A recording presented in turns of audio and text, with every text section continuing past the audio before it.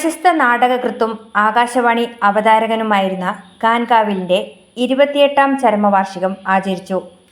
കാൻകാവിൽ ഗ്രന്ഥാലയവും കാസ്ക കാവിലും ചേർന്ന് സംഘടിപ്പിച്ച കാൻകാവിൽ അനുസ്മരണ പരിപാടിയും ഉന്നത വിജയികളെ ആദരിക്കുന്ന ചടങ്ങും നടുവണ്ണൂർ ഗ്രാമപഞ്ചായത്ത് പ്രസിഡന്റ് TP ദാമോദരൻ ഉദ്ഘാടനം ചെയ്തു.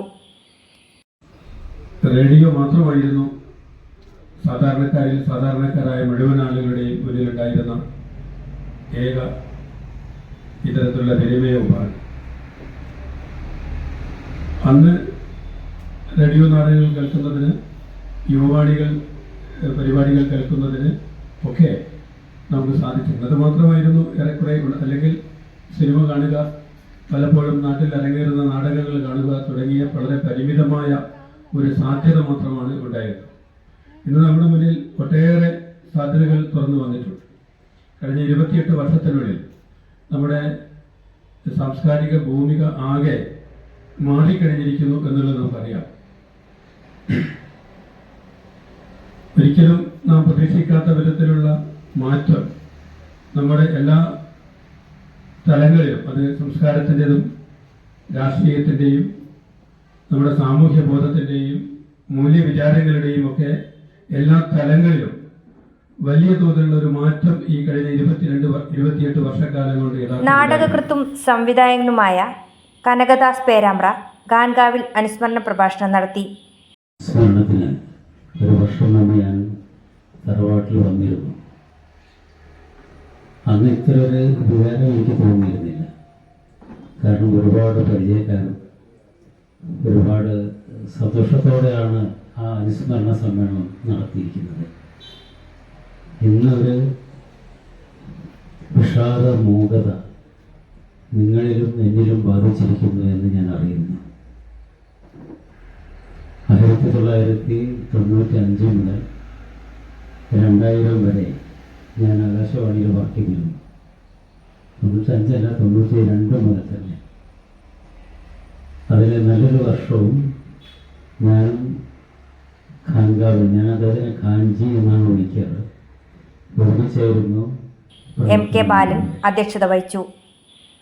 SSLC +2 പരീക്ഷയിൽ A+ നേടിയ വിദ്യാർത്ഥികൾക്ക് Koyilandy taluk library council president N. ആലി ഉപഹാരം വിതരണം ചെയ്തു.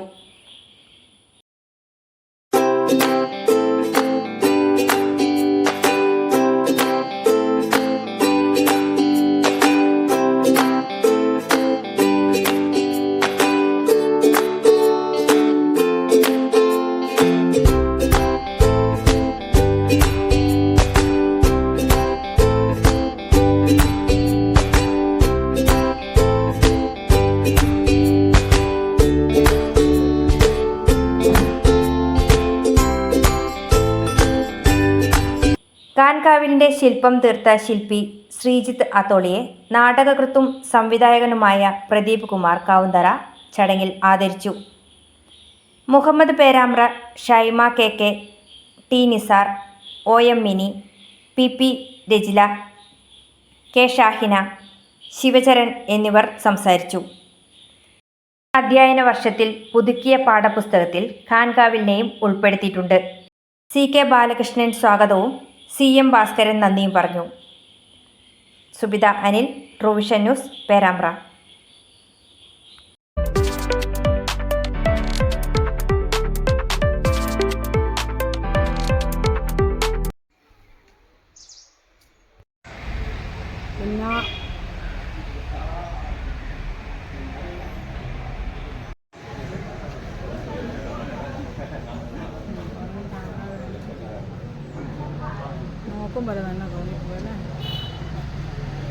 ആഗമനം ശബ്ദനാടകങ്ങളുടെ രചയിതാവ്, സംവിധായകൻ, അഭിനേതാവ് തുടങ്ങി വിവിധ